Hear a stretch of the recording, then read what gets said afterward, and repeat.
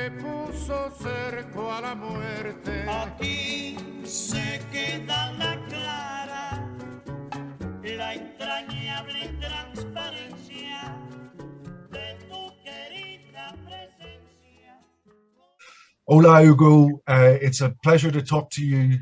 And perhaps, given that another vote at the UN is pending on ending the blockade, perhaps we could talk a bit about the blockade itself and the fact that the international community overwhelmingly is on Cuba's side. And one of the problems with the bubble that US imperialism creates in its own country, but also in Europe, in mainstream media, is that it's almost as though Cuba is isolated and everybody agrees with this blockade, whereas the way the world votes is very different. And it's actually Cuba that has galvanized the rest of the world against this blockade.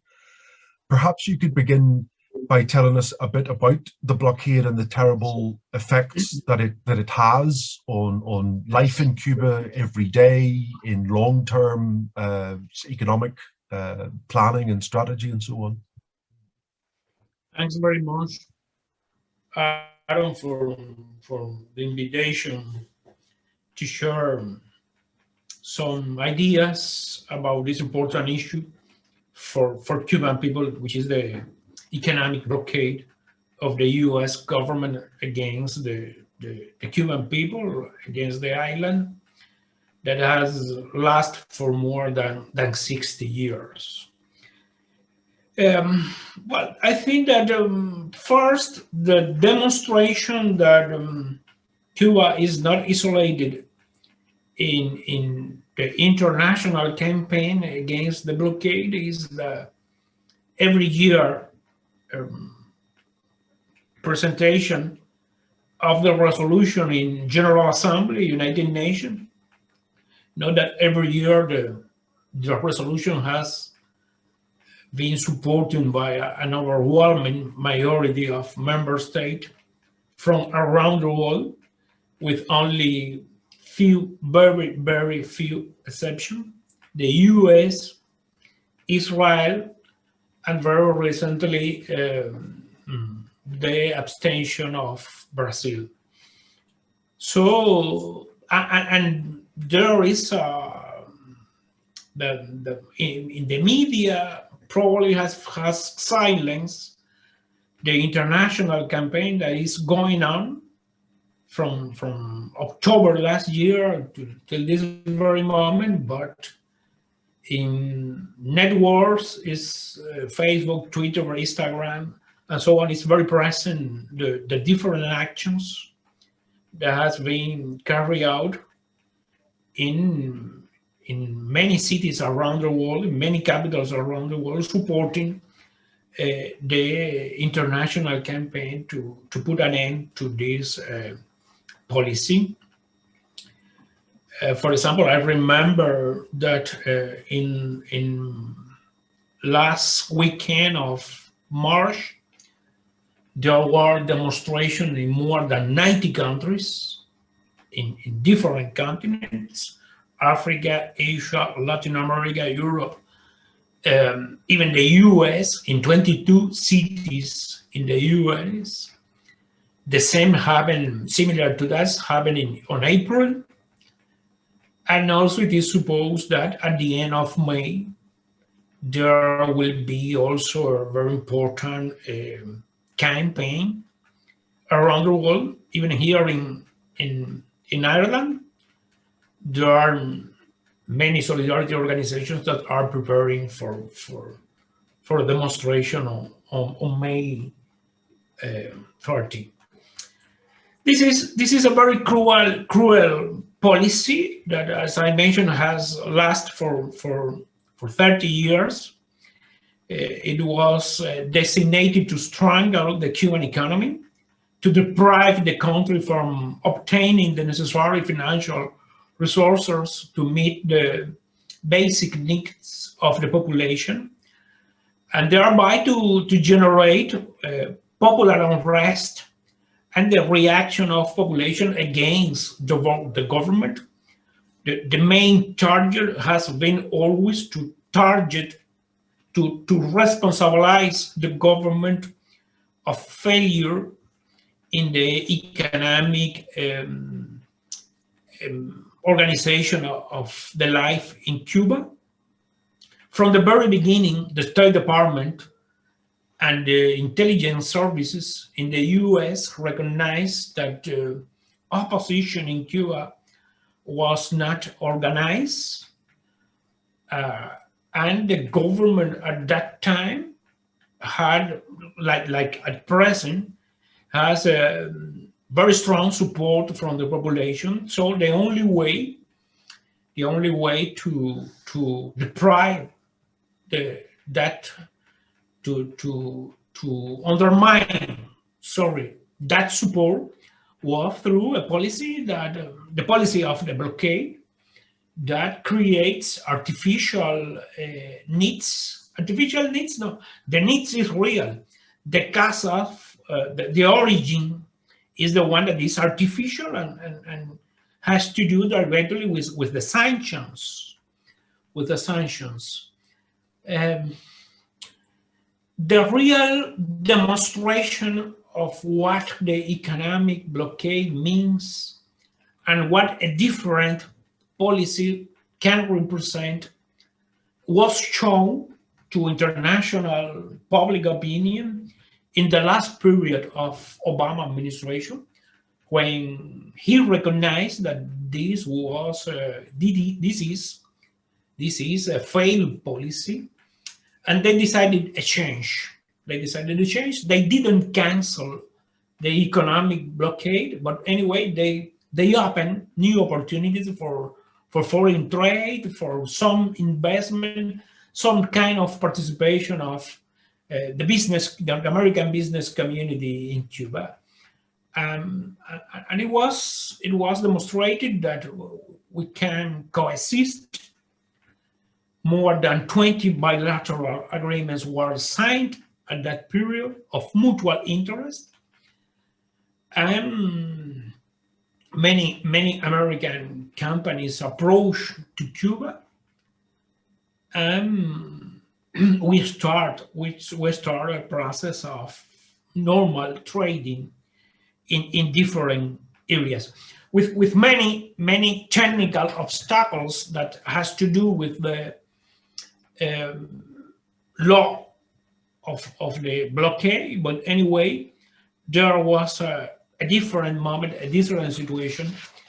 Things began to change, and there was an opportunity to demonstrate that both countries can coexist and can cooperate in many areas for for mutual interest. You know that perfectly that Trump administration went to the opposite.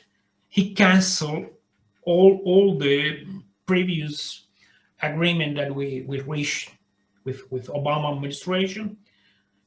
Instead of that, he adopted 243 new sanctions against Cuba. Some of these sanctions are mainly political, has a political signification, a political meaning. Like, for example, when there is a prohibition for members of Cuban government to travel, to get a visa to travel to the US. Like, for example, I remember that they mentioned the Minister of Defense and the Minister of Interior. Of course, for this has no consequence, because the Cuban Minister of Defense or the Cuban Ministers of Interior has not a special interest in traveling to the US, on the contrary. But there are others that has a real impact on the Cuban economy, on the Cuban trade, and international monetary transactions. And there are others that were very focused to one of the most important sectors in Cuba, which is tourism. Remember that they banned all the cruise ships to travel to Cuba. At that time, we have several ships arriving to different ports in Cuba, Havana, Cienfuegos, Santiago de Cuba, and others. There was at that moment days in which more than one arrived to the port of Havana, thousands and thousands of American tourists traveling to Cuba. Trump canceled also flights to other cities to Cuba from the US to different cities of Cuba, except Havana. But at the same time, he reduced the flights, daily flights to Havana. He banned airline companies from renting airplanes to Cuba. He banned private boats traveling to Cuba. So that American family that has a boat and had the intention to sail to Cuba and to spend 1 week of holidays in Cuba was prohibited. Some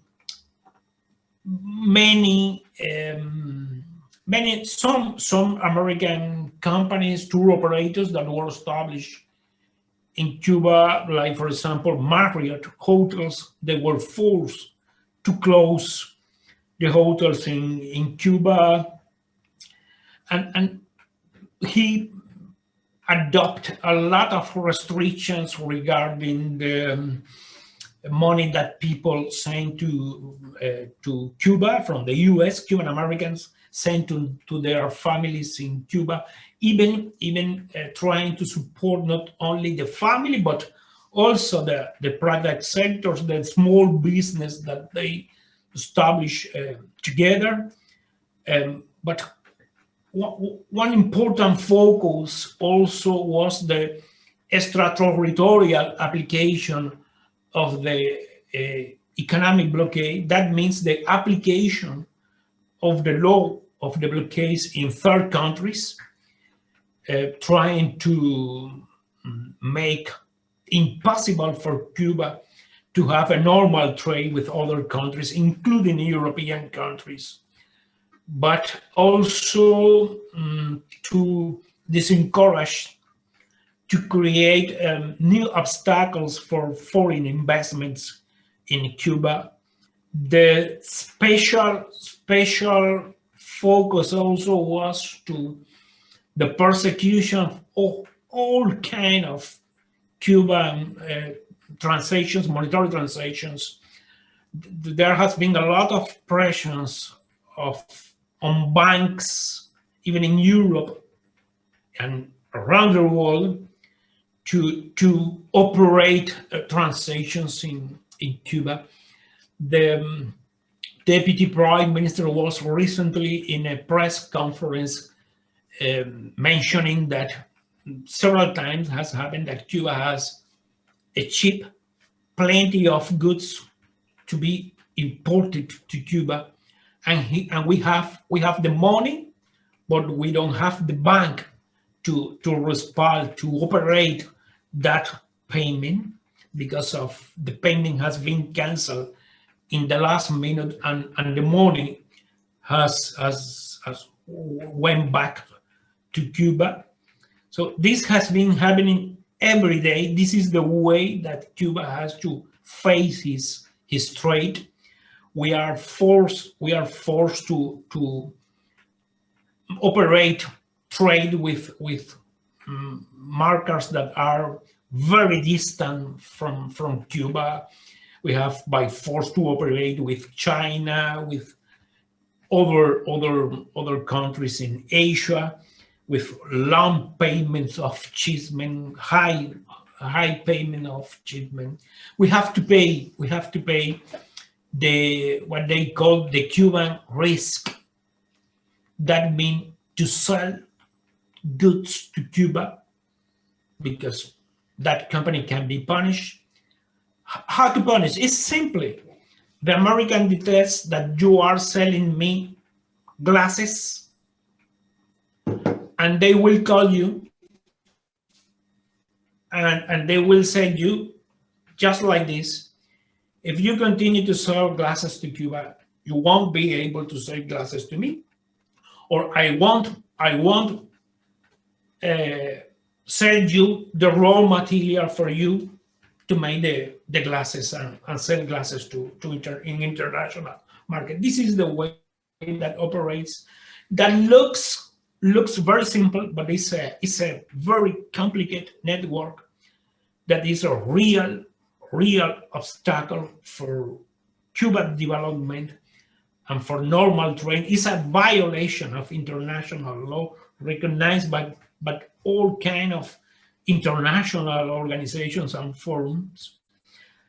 It cost to Cuba in the last year $5.5 billion, which is a very huge amount of money, with not precedent record like this in the history of the blockade, and with more than 17 billions in the last 4 years, of Trump administration. So this is the impact, of course, in a situation like the pandemic, with a normal contraction of the economy, the normal contraction of international tourism.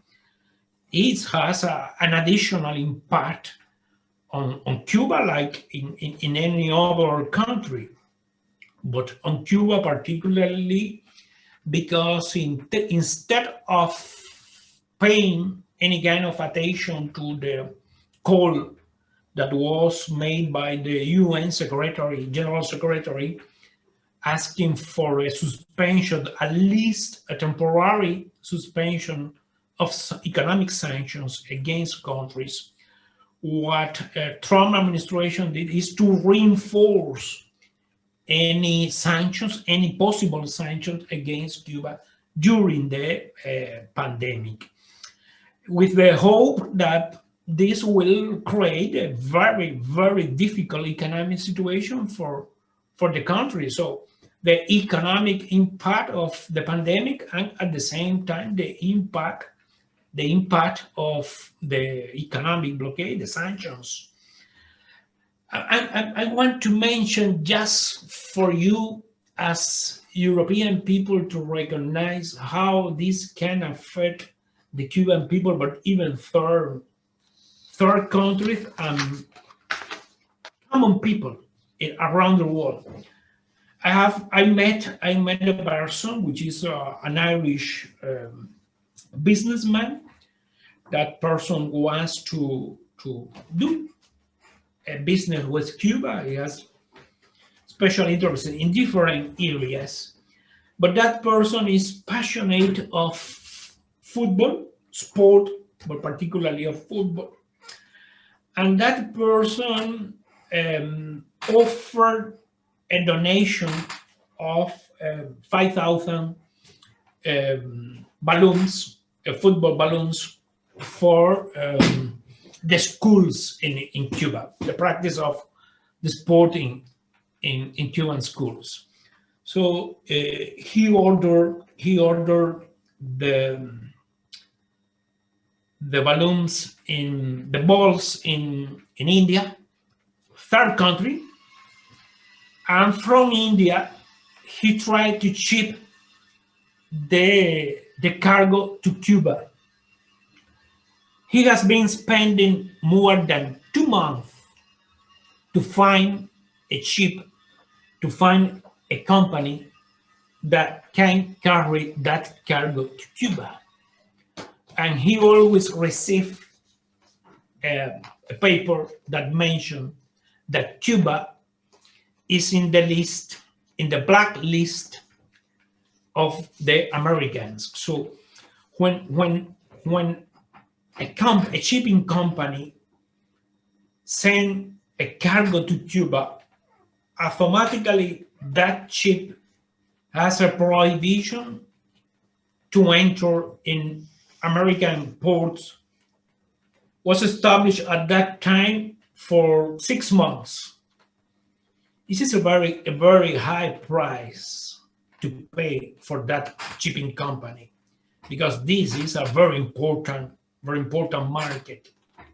Very important market. It's not easy to have to manage that prohibition for a shipping company that operates. You know that generally the shipping company operate routes.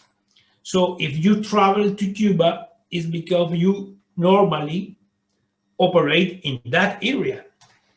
And if you have a prohibition to approach, to enter in the most important market of that region, which is the US, so probably you have to come back with no cargo from the region, which is a very high a price that is really impossible to pay, not for Cuba, not for the shipping company. So this is a real consequence, an everyday consequence. People who wants to send money to their family, people who are living here in Europe, Cubans or European citizens that want to send money to family or friends in Cuba, try to find a bank that accepts the transaction. I invite you search a bank for the transaction. It's quite difficult. Try to operate with a credit card or something like this. It's very difficult. So in this situation, we have been facing the pandemic. We have a huge impact for everybody on health and on the economy of every country, and of course in Cuba. It has been very hard for the Cuban government to buy in the international market the medicines and the necessary equipment that we need to face the pandemic. Remember at the very beginning of the pandemic that the contract that we had to buy lung ventilators was canceled, and we were forced to make those equipment in Cuba on a fast track process. And then there also was a Chinese donation that was prohibited to be shipped. The shipping company will cancel the transportation of that cargo to Cuba, and they were trying to find another. It was a process that took several weeks. In this context, we were able anyway to handle the last year of the pandemic in a very, let's say, very positive way, in the sense that is every person that became ill, every person who died is important. Is a moral defeat for humanity and for any health system. But anyway, in comparison with the region, the Latin American region, and in comparison even with other developed countries, Cuba did well last year. We closed the year. At the end of the year, we had only 12,000 people positive, which is a very low figure in comparison with what happened in the region and even what happened here in Europe. And we had about 160 people who died. The situation this year has been different. we have the more contagious strains that entering into the country, the Britain one, the Brazilian one, and others. And of course, the situation changed. At this very moment, we have 1,033 people, 133,000 people ill, and 877 diseases. It's high. We recognize that it's high. We would like to have zero, but once again, in comparison with other countries, there has been a great effort from the health sector, from the government to preserve the life of Cuban population and to protect Cuban population from the infection. For example, you can compare this figure with well-developed countries here in Europe that are not facing any kind of economic blockade, are not facing any kind of sanctions, and has a population similar to Cuba, like Belgium. Belgium has more than 1 million people that has been positive, and more than 24,000 people dead. Same Sweden, more than 1 million positive and more than 14,000 people dead. And we have 877 deaths. So underdeveloped country, under a very cruel and inhuman economic blockade and system of sanctions, has been able to control the disease because of the development of the health sector. You know that we have been developing our own vaccines. We have in this moment 5 Cuban anti-COVID vaccines already registered with the World Health Organization. 2 of these vaccines are in a very advanced stage of research of the third, what they consider, technically speaking, the third level of research. And we start recently on May the process of vaccination of Cuban population, and we expect to have by August 70% of Cuban population already vaccinated with a 100% Cuban vaccine. By the end of the year, we are sure that we are going to have the whole population by September, October, the whole population already vaccinated. Probably Cuba will be the first country to have whole population vaccinated with his own vaccine. By August, we expect to have all the necessary doses for the Cuban population. So from August, we are going to start the production of the vaccine for other countries. We have offered the Cuban vaccine to other countries in Africa and even in Latin America, in Asia and different regions. And it's very welcome because it's a tradition and a recognition of the quality of Cuba development in biotechnology, in the production of vaccines and special drugs. The cost for the Cuban government in this condition to buy drugs, particularly designated for COVID, is $300 million. Imagine in this situation, an effort to buy $300 million of drugs to face COVID, and 2 billion pesos to master the situation, to administrate the situation in Cuba.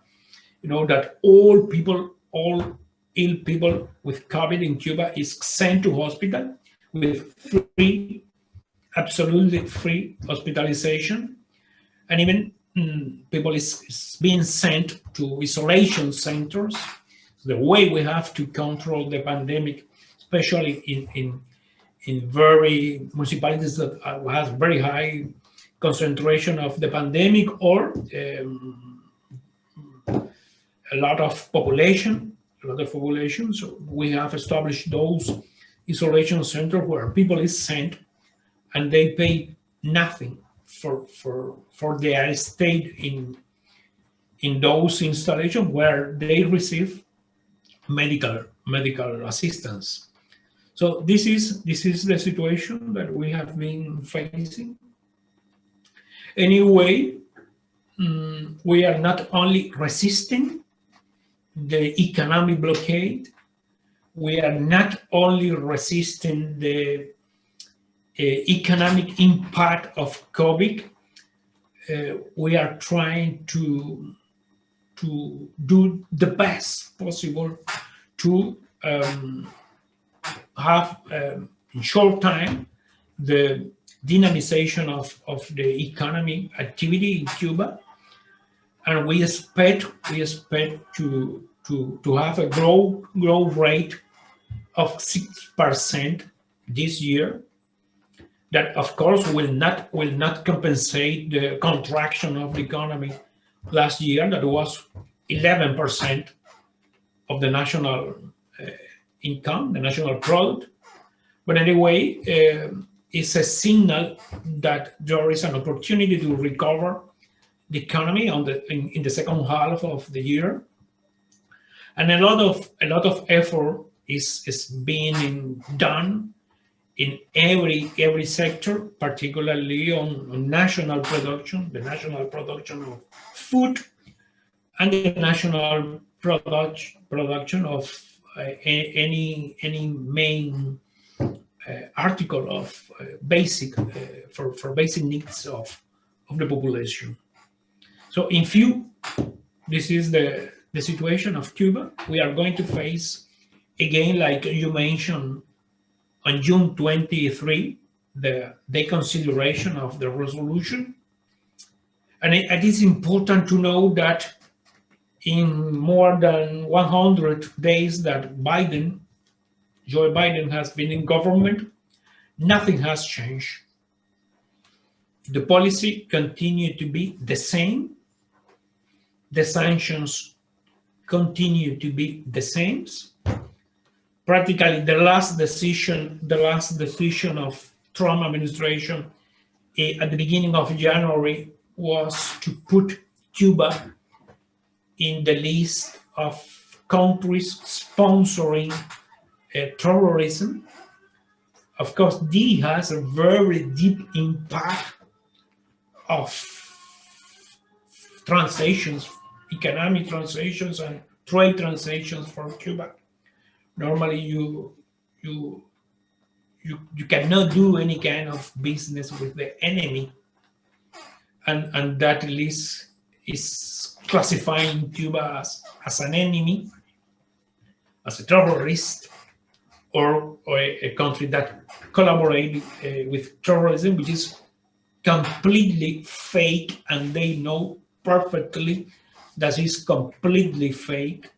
We have been the victim of terrorism in the history of the revolution, but he has a very specific consequence, a very deep impact. The Biden administration has not changed one single decision of the previous administration, and what they have declared till now is that Cuba is not a priority for them. So the way that 11 million of people in Cuba has to overcome this situation of the sanctions and the pandemic is not a priority for them. What may happen to 11 million of people is not a priority for them. Yes, thank you, Hugo. I mean, and it's utterly scandalous that at some level, 11 million people in Cuba shouldn't be a priority for the US government, but that is a truth that should actually apply to the removal of the blockade and their need over 60 long years to try and intervene in Cuba and in its society and its economy. And I think it's worth stressing to people that all of what you've just described to us is indeed illegal, it's criminal. And even though a lot of these measures are called sanctions, there is no international law that would sanction them, in other words, to make them sanctions, as it were. And all of this just simply is allowed to happen purely because of the economic power, the military power, the political power of the US. There is no international legality to any of these unilateral coercive measures. And even though in Ireland, people will often have, rightly or wrongly, a kind of soft spot for Irish America and presidents of Irish descent, sadly, since the revolution and the imposition of this blockade, there is a roll call of shame, really, all these US presidents, and that would include Clinton, who presided over the special period in the 1990s, and indeed signed Helms-Burton and so on, and really turned the screw on Cuba and the Cuban people. There aren't really any good guys in that long list of US presidents. And as you've told us right from the very start, and the US State Department said this out loud, people don't need to go and find hidden archives. It's there at the very start of this terrible imperialist policy. The famous or notorious Lester D. Mallory memorandum in the US State Department, all the way back on the 6th of April in 1960, says very clearly, hardship, inflicting hardship on the Cuban people is the whole purpose of this blockade, these coercive unilateral measures. And indeed, in the words of Lester D. Mallory himself, he writes about the need to, because the revolution has such popular support and they'll never be able to defeat it politically through ideas, this need, as Mallory puts it, to bring about hunger, desperation, and overthrow of government. And it's really sick and depraved, really, as you've told us, that in the midst of a pandemic, the US is seeking to deny the Cuban people basic medical supplies, resources, as well as foodstuffs and everything else, and that this is ongoing across 6 decades. And even amidst a pandemic in which Cuba is, in keeping with the internationalism of the revolution and humanitarianism, is sending out medical brigades to help around the world where your assistance is needed and called for, that all along the while the US is taking these utterly inhuman actions against Cuba. So I think it's, in microcosm, I suppose it's a good way of showing that when the US says something about Cuba, the exact opposite is usually true. And that also, of course, applies, as you say, to designating Cuba as a sponsor of terrorism, which is a really grievous insult to the Cuban people, over 3,500 of whom have died as a direct result of US-funded and sponsored terrorism in Cuba that people seem to have forgotten about in certain parts of the world. And indeed, when it comes to the US and their interest in human rights, that all of what you've just described, the whole history of this blockade, is an absolute violation of the Universal Declaration of Human Rights. And indeed, it's worth saying, despite the horrible irony of the United Nations being housed in the United States in New York, all of these illegal criminal measures violate key, I mean, when you sign up to be a member of the United Nations, you have to sign up to the Charter, you have to sign up to the articles and so on. And most of those articles are violated by these actions by the United States. They don't actually merit their own membership of the United Nations. And indeed, they disregard the international community's vote at the United Nations year after year after year in support of Cuba and in furtherance of the ending of this blockade. So on that, the rank hypocrisy that seems to characterize US debate about this matter. One other part of how that kind of echo chamber works across Europe in particular, and there is a real servility amongst a lot of people in Europe when it comes to the US and US policies and the lies that US society tells about itself, but also to the world. This also relates to this issue of democracy, and what you'll often get then is a regurgitation of a particular narrative that comes out of this State Department in Washington about Cuba being a repressive dictatorship and so on. What I suppose the first thing to say about that is that the people arguing this are themselves usually part of societies that are actually built around alienation, and usually that have governments that have to be endorsed by particular oligarchies or Wall Street or extremely wealthy people or media moguls in order to get to power in the first place. They often in their own countries feel that they can't really change anything or do anything, and that politicians are somewhere else a long way away and that nobody listens. So oddly enough, these are the sorts of people that claim they are a font of wisdom or knowledge about democracy and what democracy is. So could you perhaps tell us, because I think this is one area where that sort of US propaganda has either willfully or otherwise sort of blinded people or blinkered people, and they're not really aware of what democracy is in Cuba. And I think one reason for the misrecognition is that it's a very grassroots participatory thing, which is really alien in a lot of westernized and sort of imperialist countries where there is such a thorough alienation of a lot of people. So often people are surprised about how you vote, when you vote, the fact that you have your own constitution, which is actually shaped by the people in consultation with the people, which again would be quite a novel thing in a lot of so-called liberal or democratic countries. So could you perhaps tell us a bit about that grassroots participatory ethos of democracy and politics and making things happen in Cuba? Okay. I was, when you mentioned democracy and human rights, I was remembering a very important fact, is that the Trump administration invested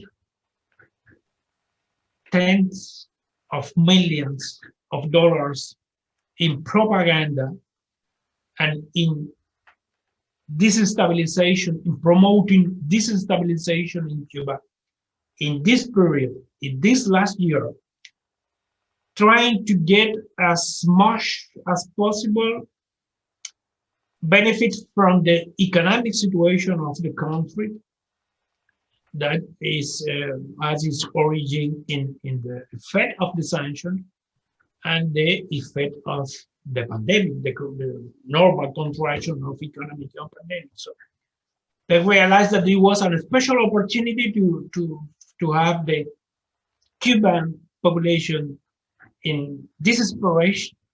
This is in a very bad situation, very desperate situation, and they have been investing a lot of money in the propaganda and in disinstabilization, trying to create disinstabilization in the country.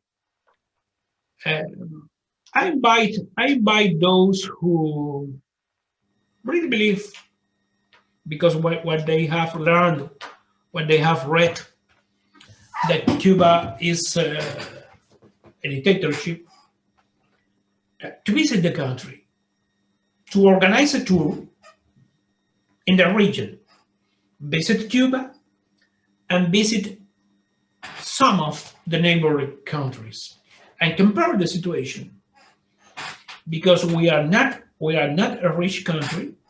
We are not a rich country. We are a country that has been facing for 60 years the effect of sanctions, of economic sanctions. There is no any other country around the world that have faced same situation or a situation like this.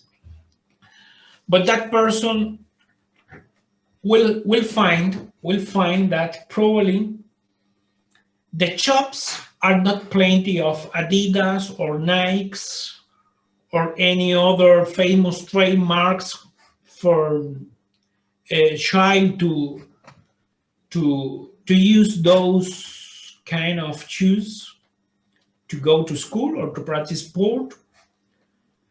Probably they will find that we don't have the best of the last phones or any other modern technologies in the market. But that person, at the same time, will not be able to find child working to have a piece of bread instead of going to school. They will not find poor people living in front of a 5-star hotel with an umbrella, like it's possible to see in Europe, in very well-developed capital. That person will not find, with this propaganda, with this permanent action of destabilization, with plenty mercenary people ready to attack the government for violation of human rights, they will not find an officer in the airport with weapon. There are not dogs in the international airport in Cuba. There are not armed people in the international airport in Cuba. There are not armed police with rifles in Cuba, in any city.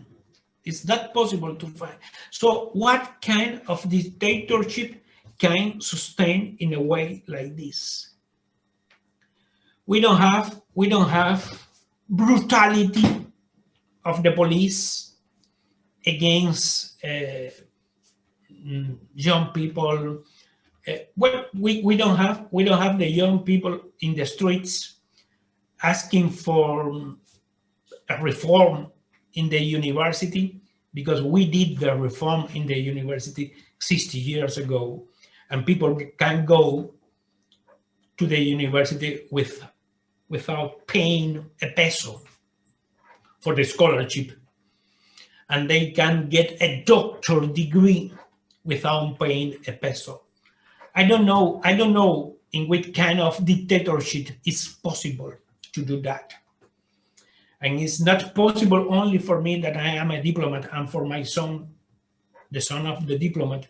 It's possible for that person who is working in the agriculture, that is cutting sugar cane, or is working in the cafe crow, or or is working in the construction. It's possible for a woman, it's possible for a black people, it's possible for a black woman to be the vice president of the government, but not the first woman of having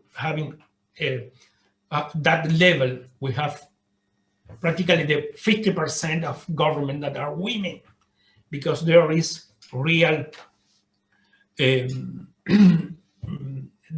gender situation. The gender problem is a problem that we have been facing, and we have been working to manage that to recognize the equality of gender for years. And the Cuban parliament has the highest percentage of women members in the world. So I don't know any other or any dictatorship where you can find this kind of situations. So going back to the repression of human rights and not a democratic system. Well, there is no. I have never seen in my 59 years. I have never seen the police acting in the way that I have seen acting in European capitals. Hundreds of police in the streets against manifestation. I have never seen like I have seen in Latin American capitals very recently, not necessary to mention any country, are present in the papers. Why this does not happen in Cuba? Why this don't happen in Cuba?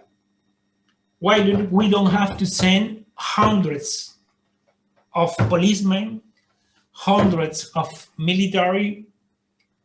Why we don't have to send military cars to the streets to handle manifestations of population? It's very stupid to believe. It's very stupid to believe that a population that was able to fight for 30 years to become independent of Spain, and that was able to overthrow a dictatorship like Batista that had full support in army and in money from the US government, and that killed thousands and thousands of Cubans, murdered thousands and thousands of Cubans. It's very stupid to believe that a population like this is not capable to react against any new dictator. So probably the answer can be that nor Fidel Castro, nor Raúl, nor Díaz-Canel are dictators. We have a process of elections. We have in the history of the revolution 2 constitutions that were adopted by the revolution, during the revolution, with the participation of the population.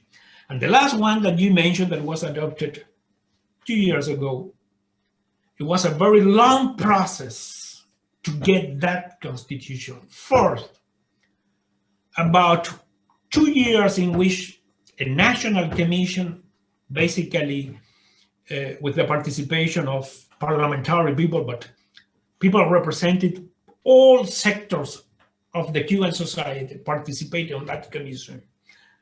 That commission was studying many constitutions around the world, the best ones that can be found, the ones that can be considered the most modern constitutions around the world. And we try to get from those constitutions the best that we can apply to Cuba. And 80% of the previous constitution was changed. 80% of the current constitution is completely new formulations, new articles that better recognize the way we organize the state, the way we organize the economy, and the way we recognize and guarantee rights, individual rights and collective rights in the country. The first is the way we elect member of parliament. You don't need to be a member of any party in Cuba to be a member of parliament. What you need is to have the recognition of the population. They will vote you as member of parliament because you are a good doctor, because you are a good professor, because you are a good scientist, because you are a good producer of tobacco, and you have a very high recognition and appreciation in the tobacco producer sectors, and you will represent them and they will vote for you representing them. But you don't have to be a member of the Cuban Communist Party to be member of parliament. To be member of parliament, you don't need any amount of money for your own campaign. You don't have to pay for your own campaign. Nobody have, those who support you, those who propose you as member of parliament, has not to pay for your campaign. The second one is the representation of parliament, the composition of parliament. What is in parliament? Analyze that. You can search in the internet. There are the curriculums of the members of parliament. There are people who for many years has been working in government institution. There are people who for many years has been working in the party, in the political party. But there are people who has nothing to do with government or nothing to do with the political party, but they have the recognition of the population because of their personal life, their personal behavior in different sectors. We have representation of intellectuals, we have representation of artists, we have representation of young people, the students, the leader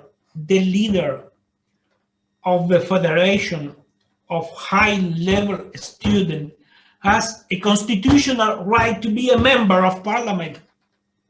This is the way that we have to guarantee that representation, but he is not the single member of parliament with 20 years old, that is 20 years old. It's not the only way that they have. They have the possibility to directly elect students to parliament, young people to parliament. People belonging to any sector are present there. People who came from the construction sector, people who came from scientific sector, people who came from agriculture, for any kind industrial, any kind of industrial sectors, the variety of industrial sector. People who works at different level of administration in their sectors. People who are present in a municipality, people who are present in a provincial level, or people who are present in a national level, or people who are small in a very small enterprise. The director of a school, primary school, can be a member of parliament, and there are, and they enter there for 5 years, and they have a midterm election. They have to be ratified, and they have to go to population every time and address population and explain population what they have done in parliament. And there is the possibility to withdraw the confidence to that member of parliament at any moment, So I don't know how many democracies in Europe you can withdraw the people who elect you as member of parliament, can withdraw you the confidence in the throne. You have to wait till the next election, but in the midterm, you cannot withdraw that person, the vote, the confidence that you deposit on him. But there is another issue. Well, always the manipulation of human rights and democracy are the main. We have to focus that these are the way they sustain, the way that they justify the economic blockade. But when you prohibit me to buy a medicine for my son who is dying of cancer, and the medicine is in the US, and I cannot buy, having the money, I cannot buy that drug because of the economic sanction, who is violating human rights? Me, the dictator, or the well-known and appreciated best democracy of the world? They are the ones who are violating human rights every day that the economic blockade exists. And not only because there are prohibition to buy drugs in the US, because of the general consequence for the everyday life that this has for Cuban population. The history of the unique party in the country, being communist and so on. Well, let's say that we have a previous experience with more than 20 parties. We have two dictators, Machado and Batista, in periods in which we have more than 20 parties in Cuba. Batista did the coup d'etat because there was the possibility of a very important opposition party or a very important opposition leader to become the winner of the elections. And nothing happened on that. On the contrary, because that person represents progressive forces. And that was an anti-corruption leader, an anti-corruption party. And of course, that anti-corruption party will go against the capitals and the monopolies in Cuba and the casinos and those kind of dirty business that developed in the lovely 50s in Cuba. They present Cuba as a vitrina, as a country of success in the 50s, with the prostitution, with the casino, with Batista, with the murders, and with the mass of the population in absolute poverty, living only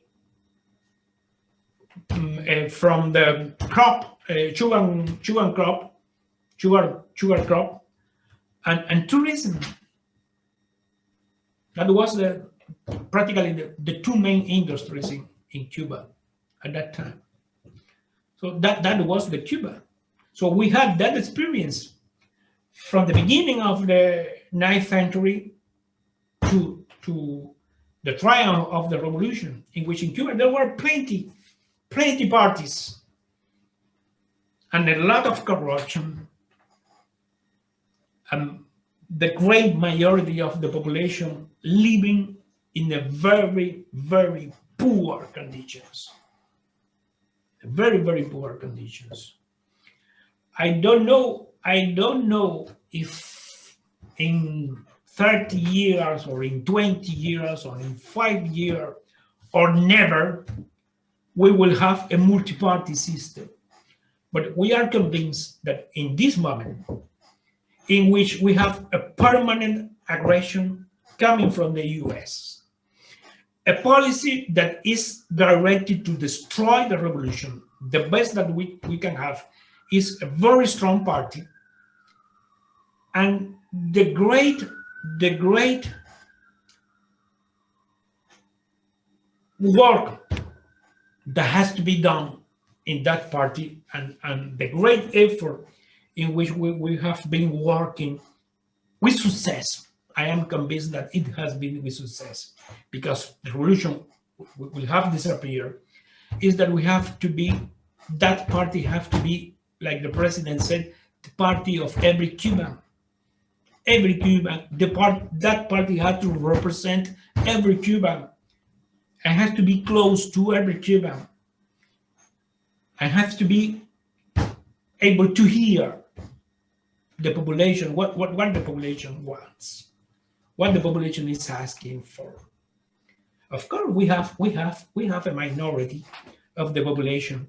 When you see the figures of the approval of the Constitution, you have those who vote against and those who didn't participate in the votation, or simply the voting paper was cancelled. That represents 15% of the population, 20% of the population. So we have to change. We have to change. We have to destroy the revolution, because there is 50% of the population that want to change something different. No, because this does happen in every corner of the world. The communists cannot change Europe. The Green Party cannot change Europe. The feminists cannot change the way the European Union is organized in this very moment. You need to have a majority, and we have the majority. The problem is how we develop the normal life of the country, in which those who are against are not excluded. We have to find a way in which those can participate also in the normal life of the country, and we are open to that. We are open to that. We are not we are the members of the communist parties are not excluding the possible participation of discussion with the opposition in Cuba.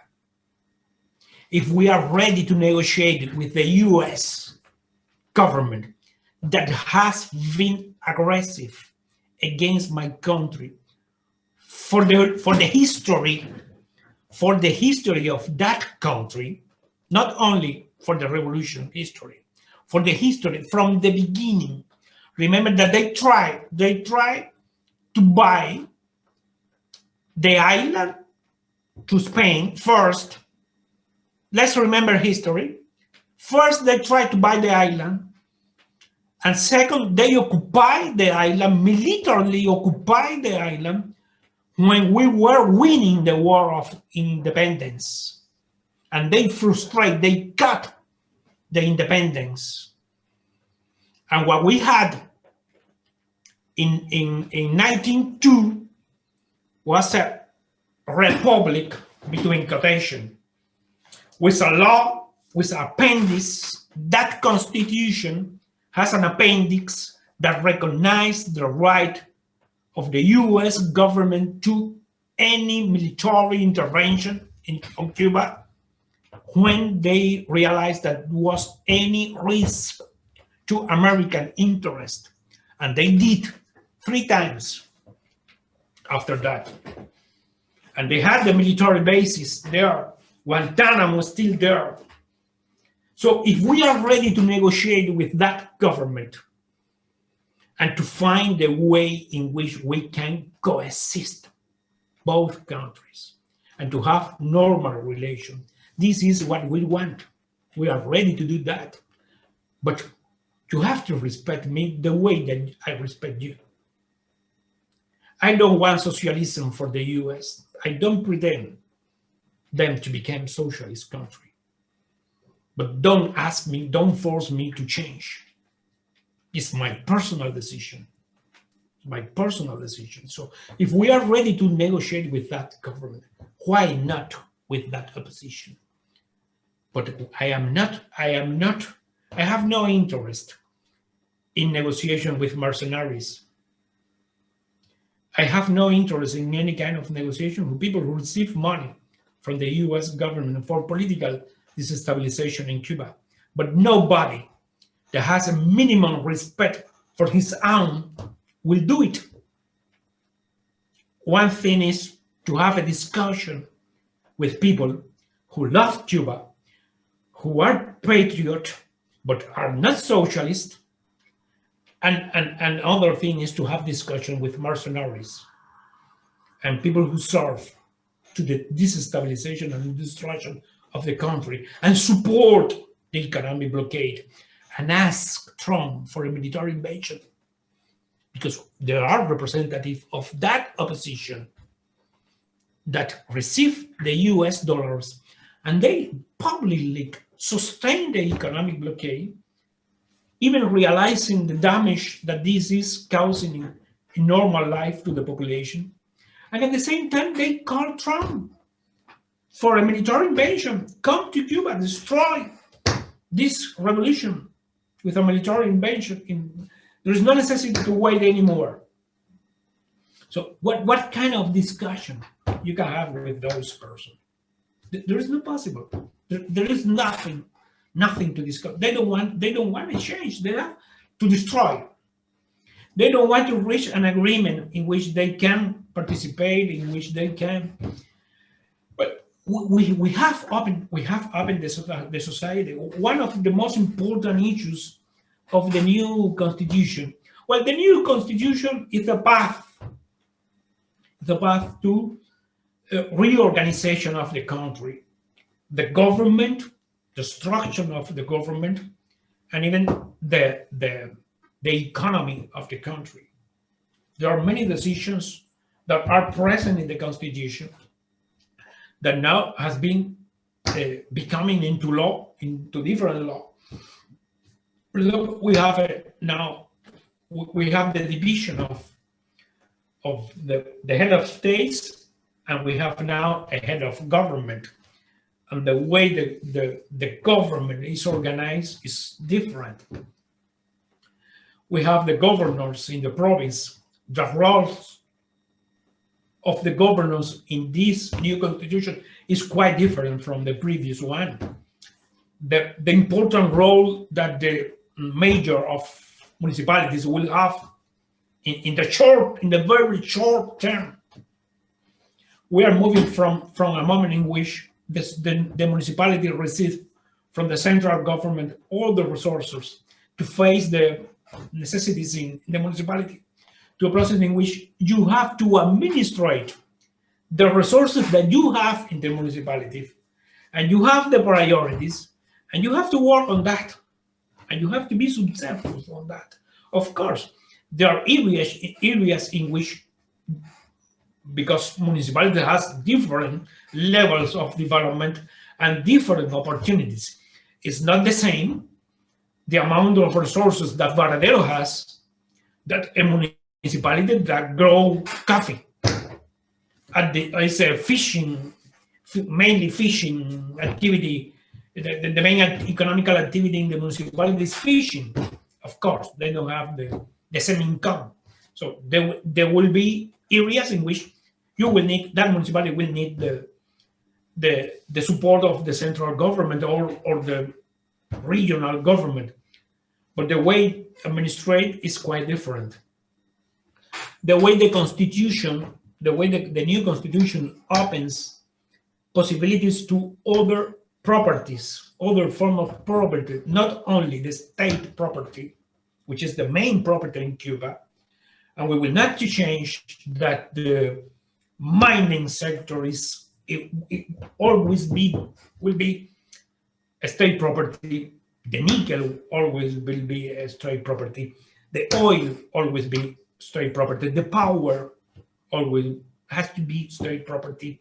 Health sectors always has to be state property, because we don't accept health to be a business.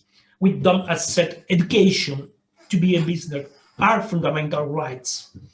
But we recognize that there are many other economic activities in which cooperative or even individual property can coexist and can contribute to development. And there is a process of facilitating those new forms of property, individual and cooperative, to go ahead in Cuba.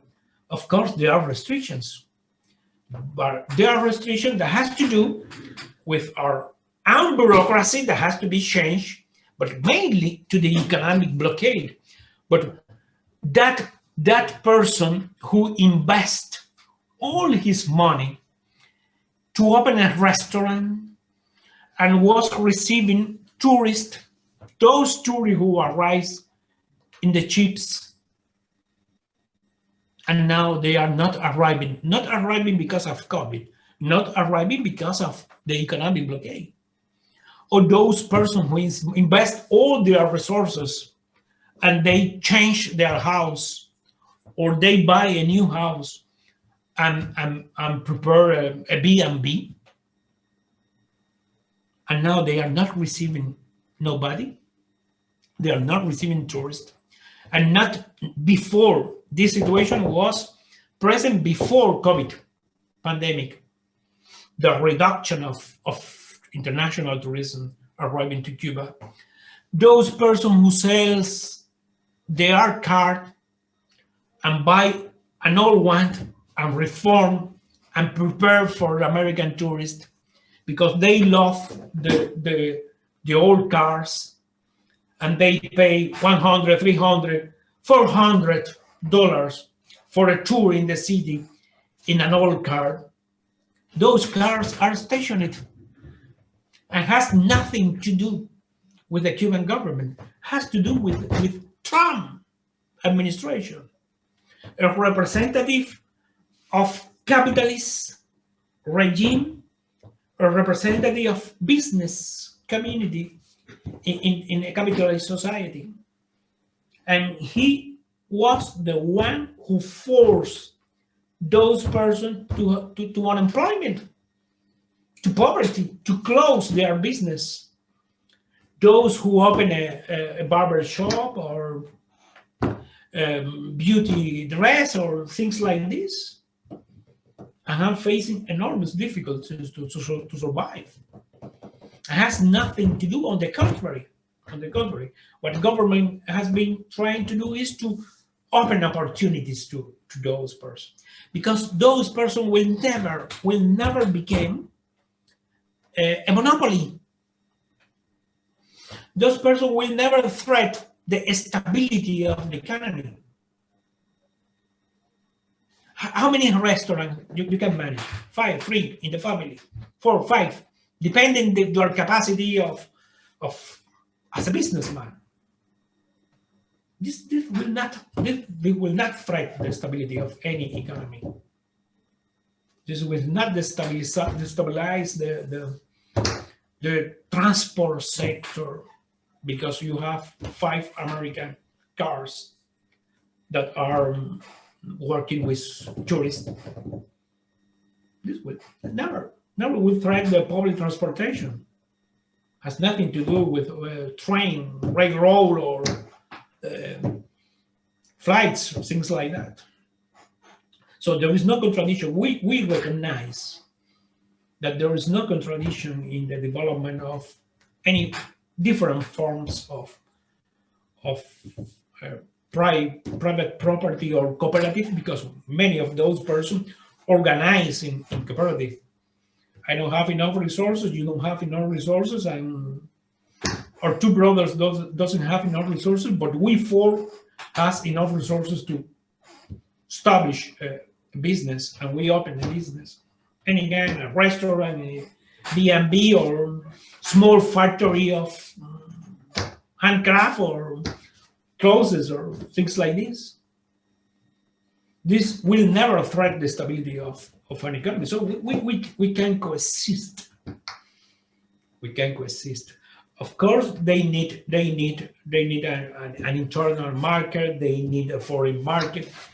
The government is supporting them to connect with even with the state companies. The government is stimulating the state company to connect with those persons.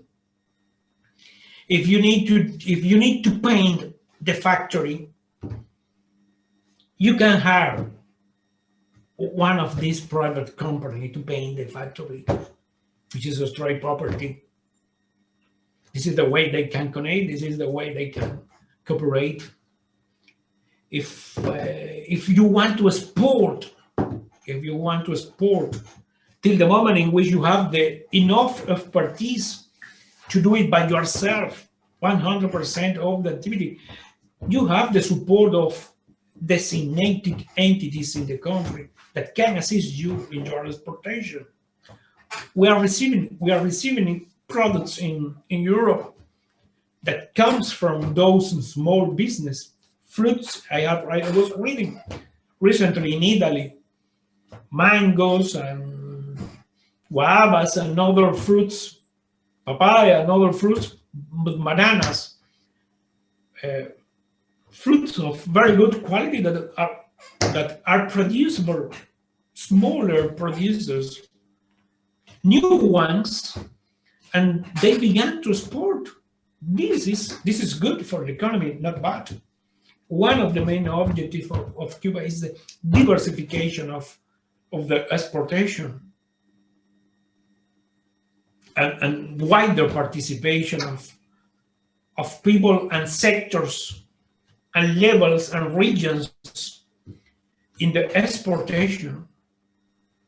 That means incomes to develop the country, to confront the big investment that we need.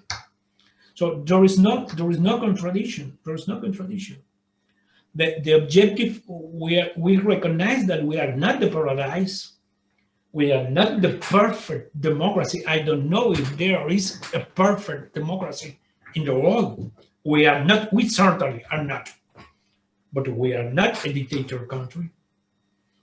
There is not in the history of humanity, I don't know, in the modern history of humanity, I don't know a dictator that survived 60 years with the support of the people, because we have election, and you cannot say me that if 7 million people, 8 million people go to vote, they have a soldier behind forcing them to vote, and to vote yes. Because you have also inside the cabin another one controlling the voting. Of course, please.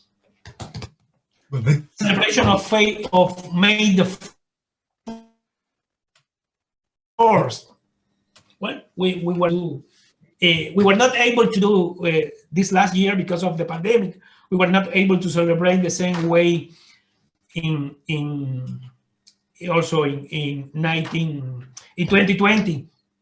But more than 1 million went to the streets to demonstrate support to the revolution in Havana. Talking of Havana, more than 1 million. And this happening in the main capital cities around the country. And there is no police. There are no rifles. There are no dogs accompanying that population.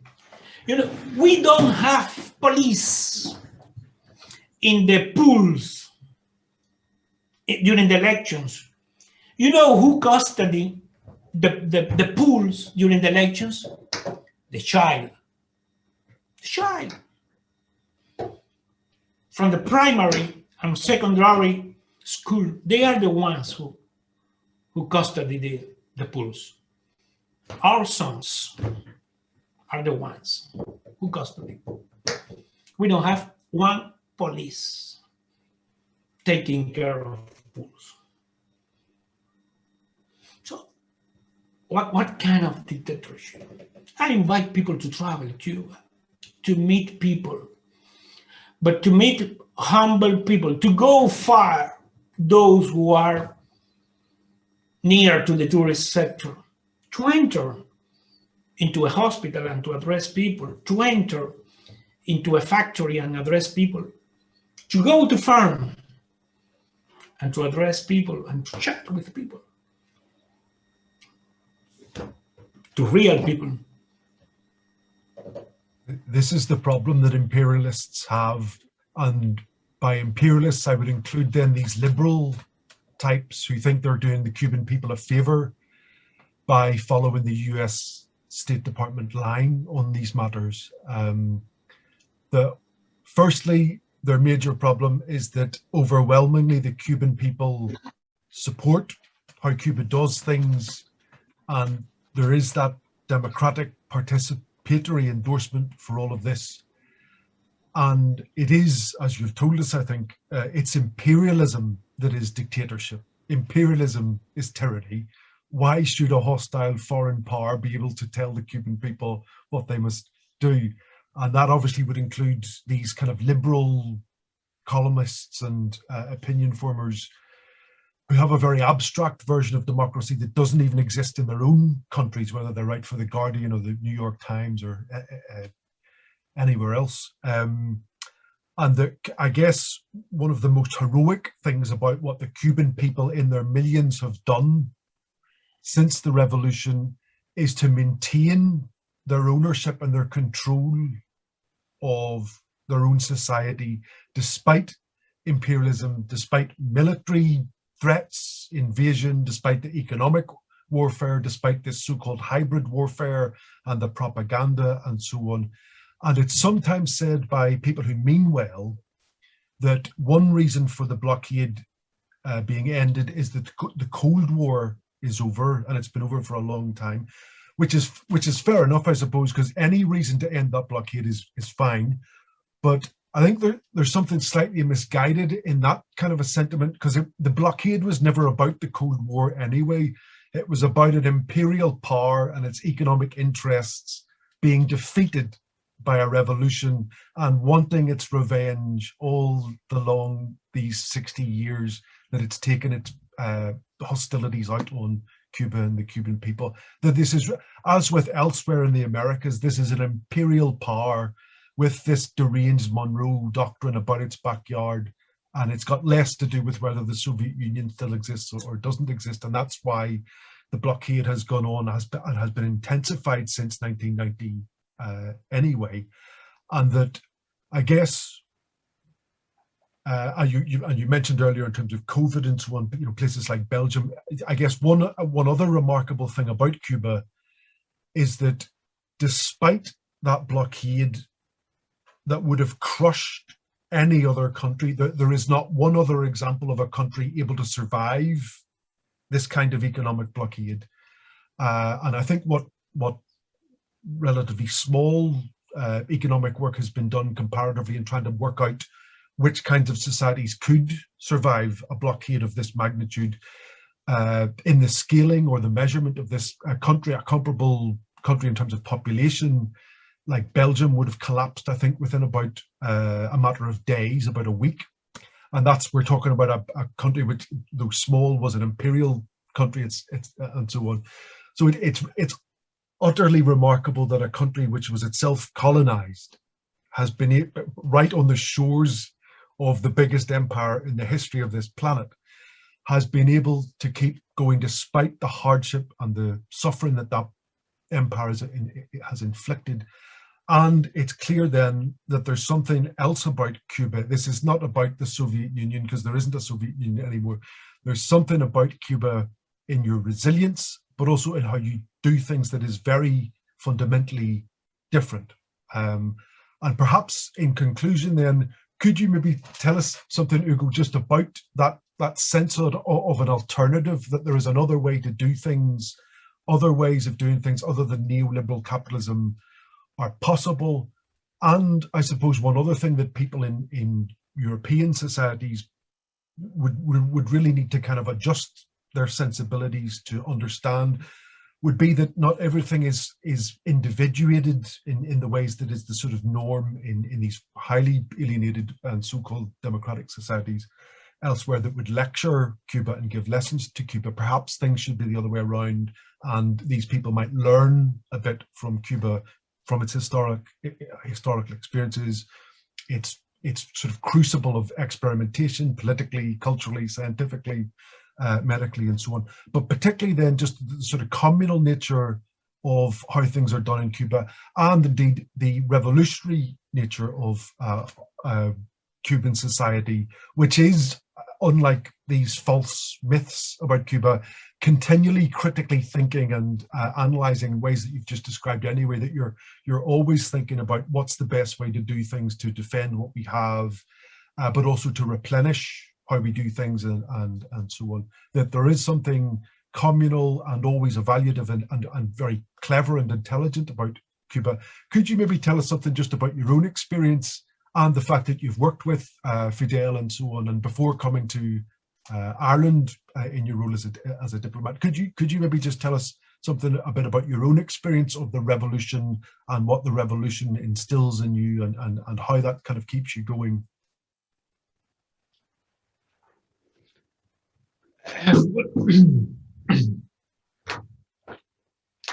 all that I have is because of the revolution, because of the opportunity to become a professional, and because of the opportunity to become a diplomat and to travel around the world and to have different experiences. I have been in diplomacy for more than 30 years. And I have the privilege of being present in all continents. I have been in the US. I have been in Latin American countries, in Caribbean countries. I have been in several countries in Europe. I have been in Africa. I have been in Asia. I have the privilege to know different societies, and of course to establish comparisons. As I mentioned, I don't believe I live in the paradise. I don't believe I live in a perfect democracy. I believe in a country that need to do a lot of things to develop the revolution and to develop what we have till this moment. But the most important, to pass to the new generation new things that they can be proud of being part of those new conquests. They can be proud of being active participant, protagonist of the continuation and the development of the revolution. There are many things. The first who recognized that was Fidel, Raúl, the current president, Massa, the Cuban minister. I recognize that there are many things that we need to do better. We need to do better. That we need to do in a more efficient way, economically speaking, and speaking also in the organizational way of the country life. but I am convinced that what we have to do is not to change what we have, not to go back, but to go ahead, to develop, to enrich what we have. And the world showed me, the world convinced me that we are in a real and good path, in the right path. You were talking about Fidel. Well, being a diplomat, I have very special privilege, and is to have the opportunity to be with Fidel in many of his international trips to other countries. I have been in the US with him.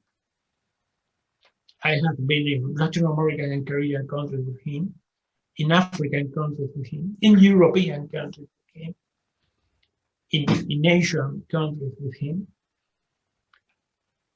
And one of the most important things that I have to mention, that those trips, the way thousands of people met in a stadium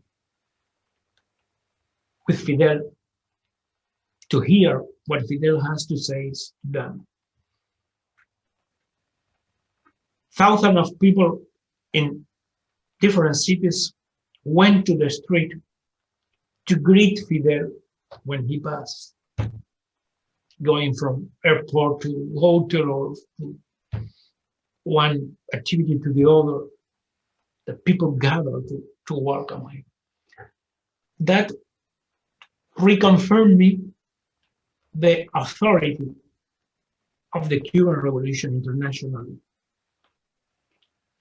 The way people, humble people, worker people, recognize what the Cuban Revolution represents.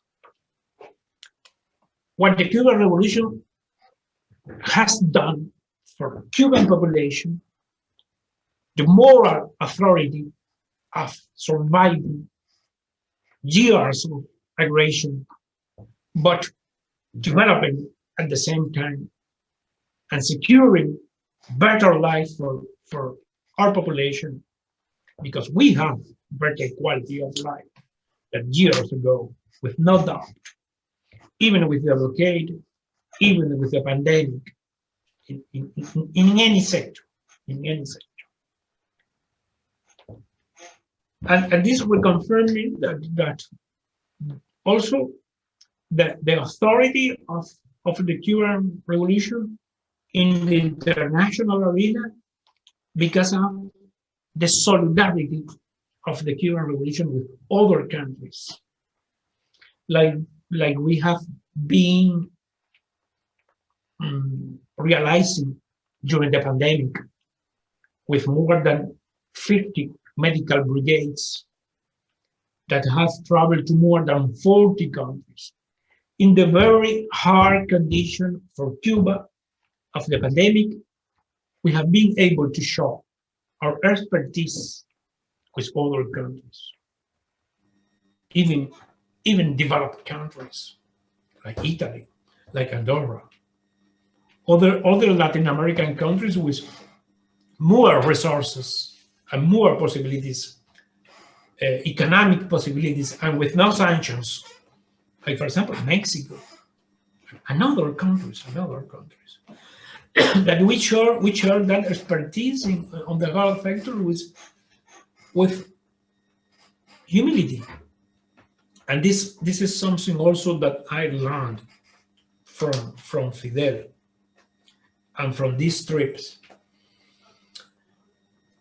At the same time, when he received delegations, foreign delegations in Cuba, when he participates in international events around the world, summits of head states, when Havana welcomed head states or personalities for any kind of international events. The way he shared ideas with other people. First, I realized the special way he prepared himself to meet a visitor,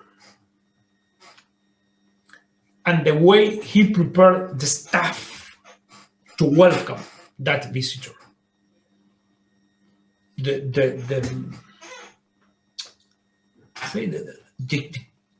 care, the special care he put on that, the special respect he put on that. I remember also the special simplicity and humility that in which he shared his opinion with other people. Fidel was a person that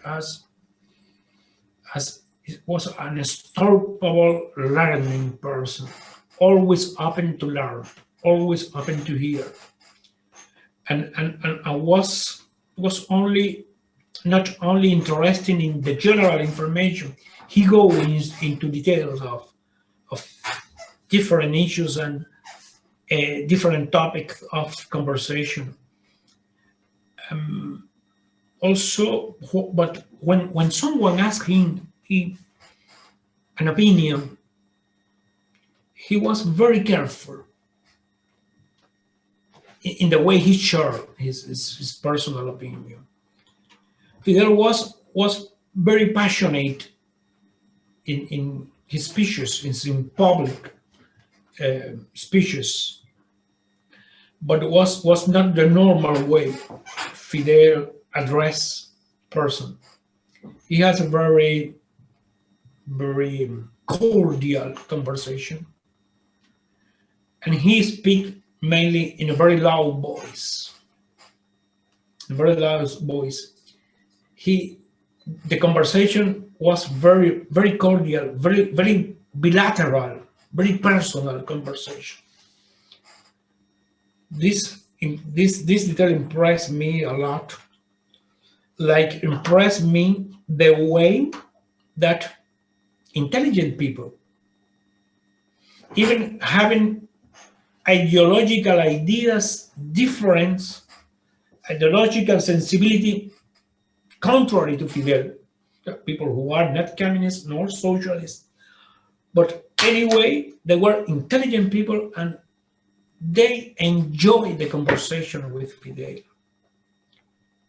I have realized that several times with head states, personalities in Cuba, abroad, with members of US Congress,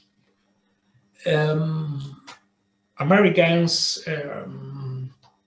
businessmen or European businessmen, the way they enjoy the conversation with Fidel. Fidel was a person that was convinced, really convinced, that another world is possible. He was really convinced on that. He never present a formula to be adopted. He shared ideas. And he invests time and his life demonstrating with the Cuban Revolution and the cooperation among countries that is another world is really possible. That is possible a world of cooperation. That is possible a world of understanding among the diversities, because we can be very diverse in different issues, but at the same time common objectives in which we can participate and we can share, and that can be fundamental objectives for humanity. For example, when he addressed issues like the foreign debt of poor countries. This is a fact. This is a fact that has no discussion. If we really pretend to focus poverty, hunger, illiteracy in poor countries, in third world countries, migration crisis, we have to address, among other issues, the foreign debt. So those countries cannot continue paying for the money that has been loaned to them, and they have paid several times. They paid with the slave that by centuries became the developed world rich. They paid with the raw material that was still from those countries and continue to be in the present. When Fidel addressed climate change, he was convinced that things has to be done by force differently. I think that he addressed that issue at the very beginning, among the first in the world, more than 20 years ago, with a very special passion, but with figures, with data, with scientific data, that things has to be done in a different way, because mankind was at risk, is at risk, if we continue let me just do an interruption, because just to understand, it's just a single example to understand how do we need to change the way we are dealing with the current life in this world. Of course, everybody knows that we need to change the source of power. We cannot continue using or depending from fuel, from oil. We cannot. We have to try solar, we have to try wind and others. But I was watching a documentary yesterday or day before yesterday, in which, of course, everybody welcomed the solar panels, and everybody welcomed the wind machines, but they last 15, 20 years. What to do after that? They are not degradable, and became very, very contaminated. So we are dealing with a problem at present that is not to use oil and develop solar power and wind power, but we are not enough concentrated in how to deal with these machines, with those equipment, when they became not more efficient in 15, 20 years. This is just an example. And Fidel was a person who devoted his life studying all these things and tried to convince the scientific community of Cuba and the public opinion that really things, another world is possible, and things can be done in a very different way.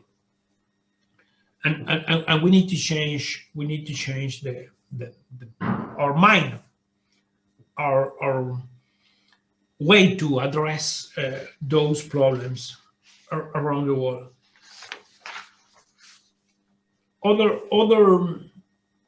Other issue that convinced me that we were, and he particularly, was in the good path, in the right path, his death.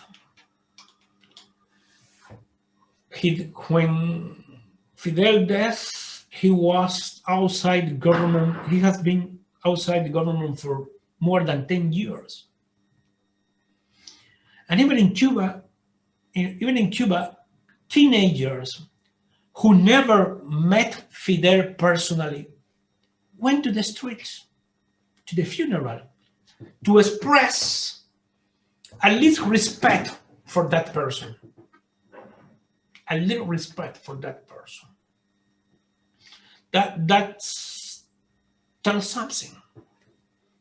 Tells something. Nobody obliged them to go to the streets and to participate. There's no way to oblige a teenager, at least in Cuba, in my country, to go to a funeral.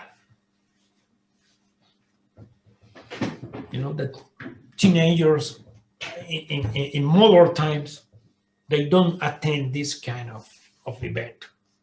Really, most of them, they don't attend social events. They're social events, but not this kind of events. They don't attend political events and things like this.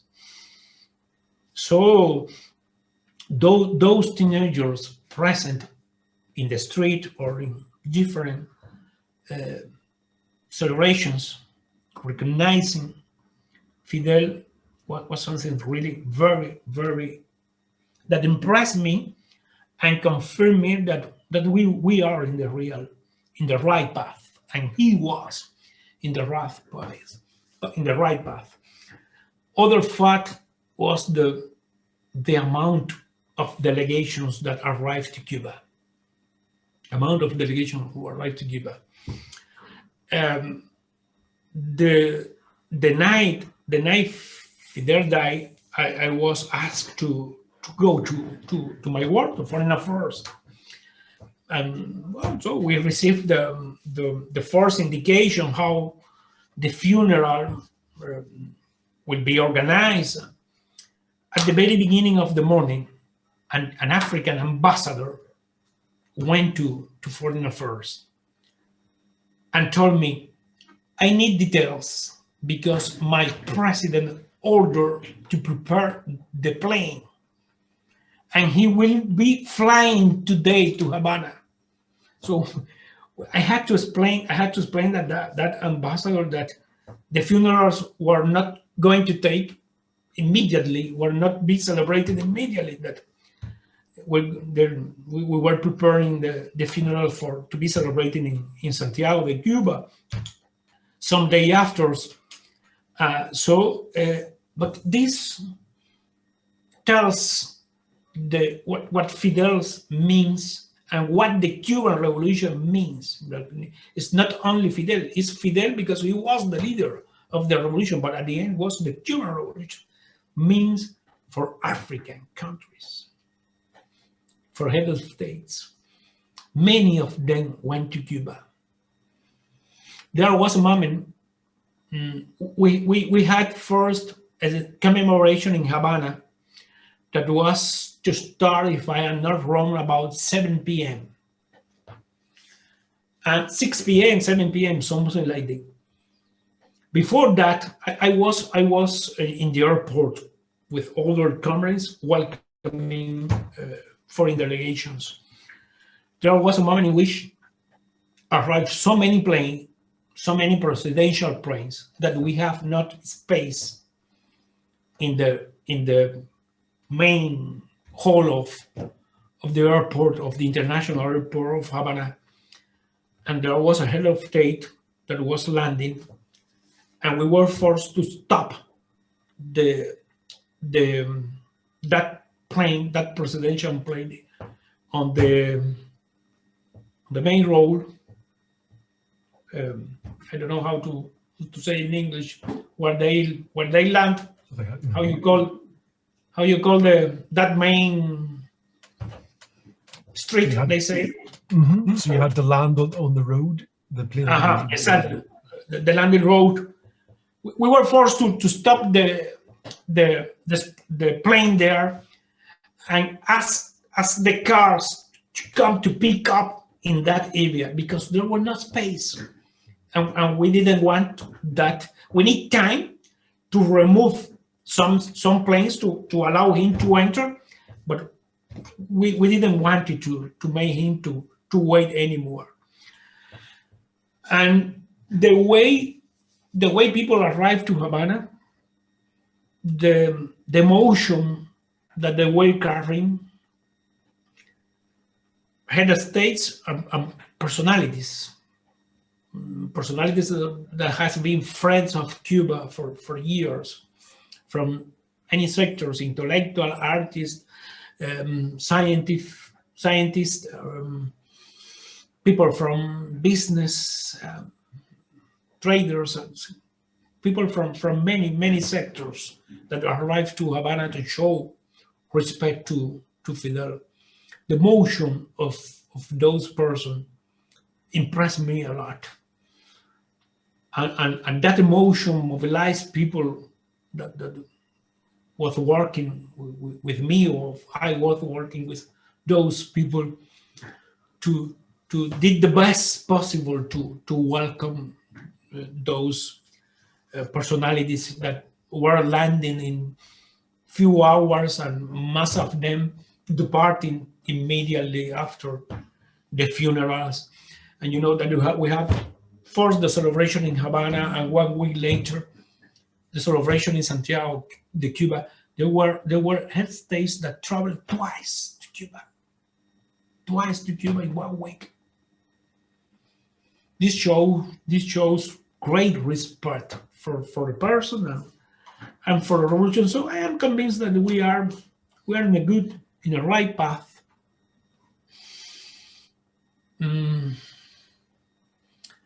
There can be many people that probably they are wrong, but not so many around the world wrong, believing that Cuban revolution is, in his way, a demonstration that another world is possible. Not the formula for anybody, We are the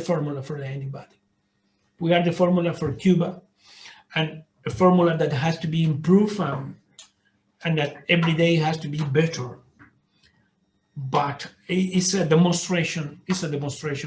Any day that the Cuban revolution survives, any day that Cuban people address and overcome the current situation, we demonstrate that there is another possibility. Another world is possible. And when you see young people and popular movement in many other countries, but particularly Latin American countries, asking for transformation of their society, asking for a real transformation of their society. Students asking for rights, labor forces asking for rights, peasants asking for rights, people asking for rights to water, to natural resources, for the government to have real control of natural resources. When you see that these repeat in Latin American countries and around the world, but particularly I want to mention my region, I am convinced that another world is possible and has to be. We all have to make that other world possible. If not, we will destroy this one that we have. Really. Thank you so much. We are not going to be able to handle the migration crisis, poverty, hunger that increase every year increase. The developed countries, there is a deterioration of that. And the developed country will have not enough resources to accompany that. Millions of people suffering hunger. If we are not able to preserve the planet, the natural resources, hunger will be increased. Migration will increase. And we will not have, even in the developed countries, enough resources to address that. Right. And diseases that comes together. Yes, no, thank you, Hugo. That's a very inspiring and indeed informative way of putting it, that there's a real necessity for that alternative to be there, and Cuba really is such a shining example of that, both practically in terms of what you've already achieved, but also then the vision, the ideas that come out of Cuba. And it's been said before, I suppose, but geographically, Cuba is this small island, but politically, it's so massive, so massively important, and indeed that it's a small island that is strong enough to kind of carry the hope of a whole planet, really, that around the world internationally, you are such a source of inspiration and hope precisely because of that alternative, and that it's more necessary than ever, given that that sort of unipolar need that the empire has to impose itself, to sort of recreate the world in its own self-image, is actually a really destructive process. It'll ultimately destroy the world in the self-image of the US and its greed and its corruption and its consumerism and so on. So thank you so much for discussing in detail Cuba, and indeed the template, the very hospitable, generous template that Cuba provides to inspire others and allow others to come up with their own ideas too.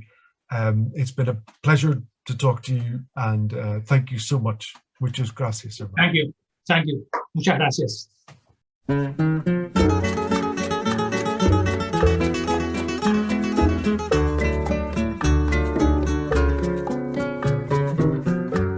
Aprendimos a quererte desde la histórica altura, donde el sol de tu bravura le puso cerco a la muerte. Aquí se queda la clara, la entrañable transparencia